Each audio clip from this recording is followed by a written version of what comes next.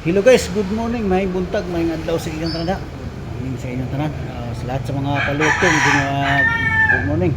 So na ko'y reparon guys, isa ka mechanism sa auto cord. Yung lumang modelo ng cord, so siguro nabili yung may-ari. Papirepair, ang sira niya guys. Yung ano niya guys, yung gear nito, yan oh. Yun. Wala na yung gear guys eh. Napudpud na yung gear niya guys oh. So yun, pag iangat mo yung salamin, di na maangat, slide siya, biglang bumaba kasi may problema yung gear. So ang gawin natin guys is papalitan na to. May akong nakita nga isa ka mechanism, so wala yung motor, wala nakalagay ito anong branch to eh. So parang alam ko nito basin sa Corolla. So ang gagawin natin, kubinarin natin guys, tanggalin natin yung gear. Itong gear, tanggalin itong gear kasi nindot yung gear eh. Yan na, tanggalin natin gear, ipalit natin dito. So, tingnan natin kung pareha ba yung oblong kasi mamaya di pareha. So wala to guys, ipapakita ko nyo mamaya kung anong ginagawa natin ha. Okay, maraming salamat. So ito na guys, na-spot muna natin to para siniguro pag testing walang sablay. Ito yung pinalitan natin oh.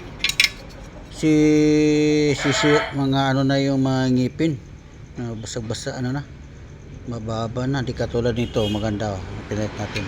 So ginawa ko dalawang spot muna, spot dito tsaka spot dito kasi naka-rematch ito eh. So subukan natin pag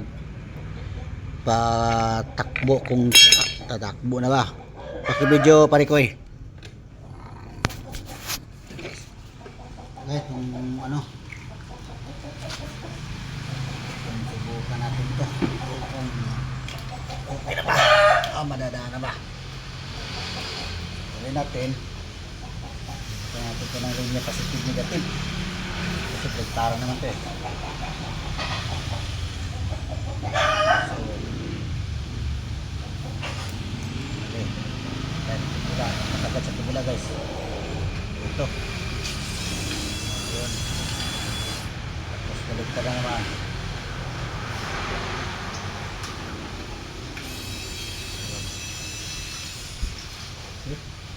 Wala.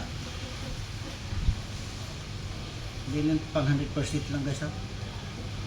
Kasi mapagalitan tayo sa ating palit. Okay. Ito guys, okay na. Nakita nyo ha.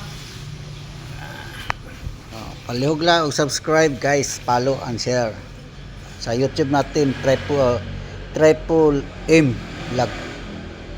So thank you, maraming salamat. Sa isa ka mechanism ito, ang original ito ay sa ano, Ford. Di ko alam kung saan to kinuha natin tong gear na to eh. Toyota ba to o Suzuki? Kasi wala nang pangalan eh. So ito yung original niya eh. So okay, maraming salamat guys. Thank you.